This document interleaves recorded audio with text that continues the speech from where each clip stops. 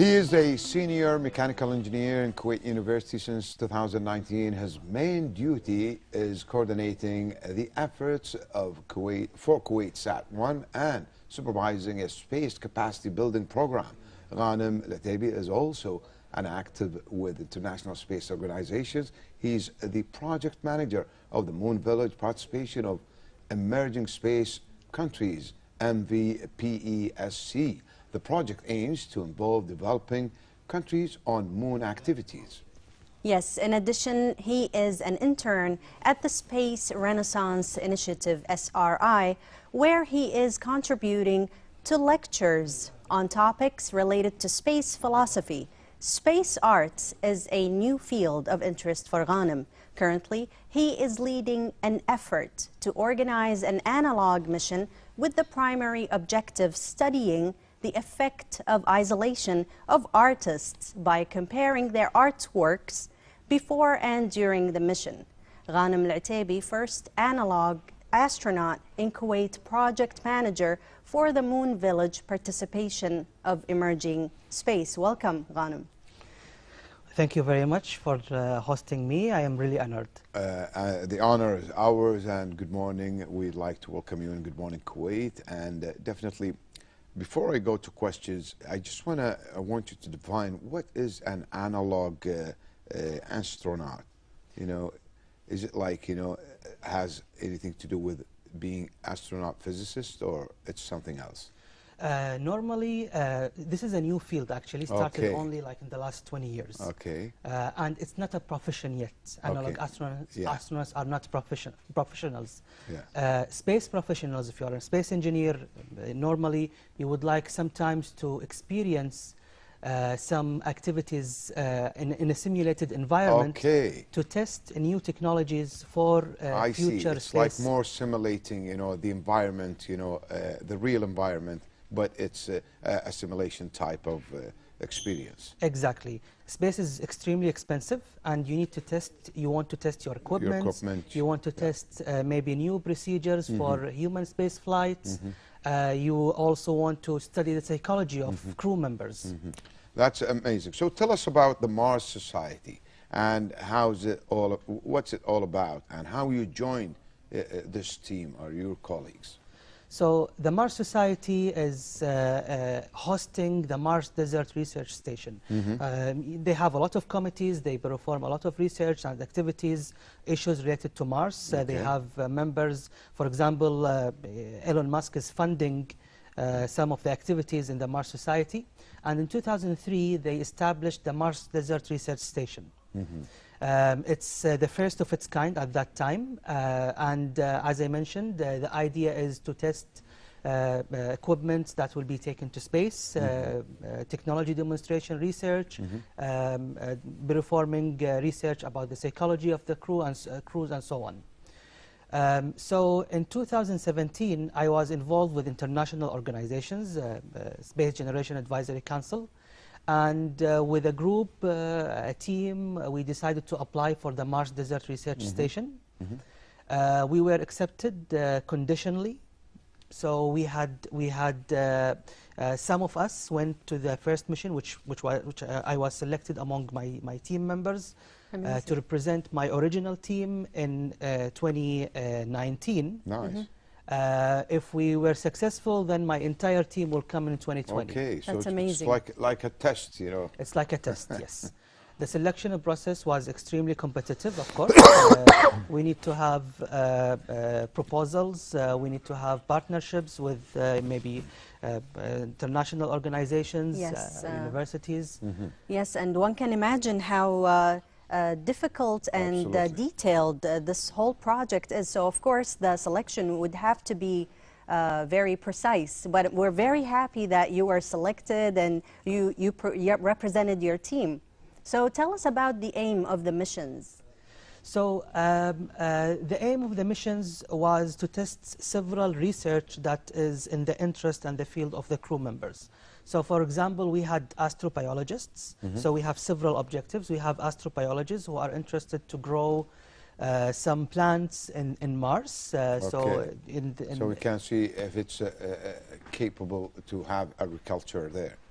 To test some procedures in the mission, because there are plants. There is a greenhouse located also near the habitat, and they are testing some procedures, watering frequency, and so on. This is one part. My part was the astronomy. I was the crew astronomer. Okay. So basically, my job is to observe variable stars. Yes. Some stars change its variability, its brightness over a period of time, a cycle. We call it a cycle, and it's important to have a telescope and just observe the light coming up, and just draw the light curve of the stars. So it's amazing. They're saying that they want to test if plants could survive in a greenhouse on Mars. So does that mean that in the future we can survive in our own habitat in Mars? Is that what you're aiming for? Yes, there is really serious research about how to produce oxygen from carbon dioxide, which is the dominant gas in Mars. There is really serious research about planting in Mars, and actually having a habitat in Mars is easier than the moon. Wow. Oh, that's amazing. Frankly, Engineer Ghanim, the name itself is something really incredible. When you say Mars, have you seen the movie of Matt Damon? Yes. Who was left there, I haven't seen it, and Mars, I don't know. Have you seen it? No. No, you should see it. I mean, this harsh environment, it's like a desert, That's what we know from, documentaries and movies. That is it true Mars is like a desert on Earth? It's a very cold, dry desert. Okay, cold. Very cold. Like it's not the hot. highest temperature in the equator can reach 0 degrees. Oh. This is like the highest in the summer. The highest. It can go to minus 70, minus 80 degrees Celsius. Water can't exist in a liquid phase in the surface, in the Martian surface, because of the low temperature and low pressure. Okay. There are ice water in the balls, and they are searching for water maybe few meters below surface. Oh, so there are pools, there are pools, two pools, in the north and south, and there are ice water. So there is water. Yes. And then we can extract oxygen from that, definitely. Exactly.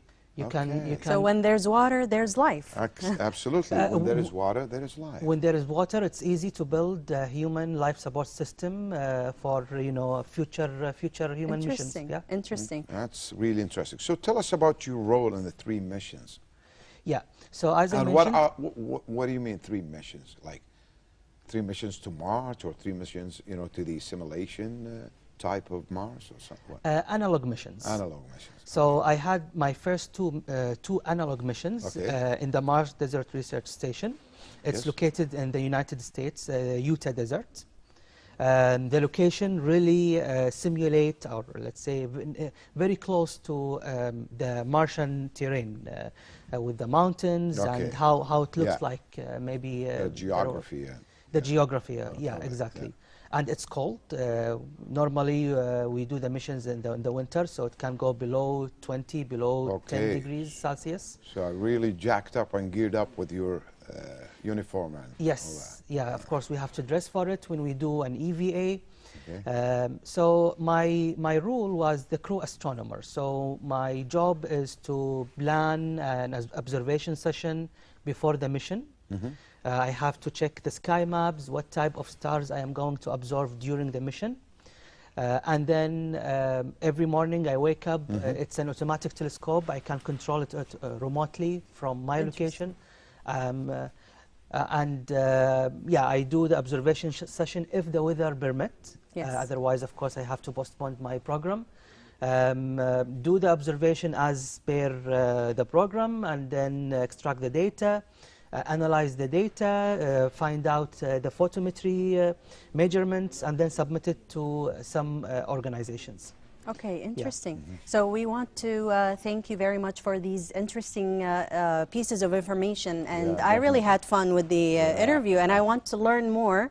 So hopefully in the next time we can... definitely, yes. Engineer Ghanim, we have a lot to talk about. Honestly, we know the title itself, Mars, is something really amazing. And, you know, I mean, in a simple words, you know, and simple message to our average viewers, do you think Mars is habitable? Can we live on Mars? Well, actually, I mean, like approximately, you know, from these indications, what do you think? I think as humanities, if you look at our species in the last 100,000 years, it's very common that we leave, we immigrate, and we go to another place, adapt with the ecosystem, modify the ecosystem to make it more better. You know, people are living in Siberia. People are living in the deserts, in the Arabian desert. So clothes, for example, is a technology. I think there is a huge rush now to expand human civilization into outer space. We never seen such rush before. High officials in all major space programs are announcing programs to the moon. Sustainable human missions, human base in the lunar surface as a starting point. You know, to Mars and beyond. To other planets. So we are witnessing a new thing. Space is really happening. We wish you good luck, and definitely, Fatima, this is really honoring thing, you know, for a Kuwaiti person such as Ghanim Alotibi. It's really an honor, and we wish you all the best. Thank you very much, Engineer Ghanim. Thank you very much. Thank you for that. Thank you very much, Ghanim Alotibi. And now we have the other segment. Absolutely. Art is one of the most great ways of expressing ourselves nowadays. And it seems it's not just enclosed drawing or sketching. Or our colleague Aziz has went to uncover a great workshop for us. Yes, it's a silent nature painting workshop.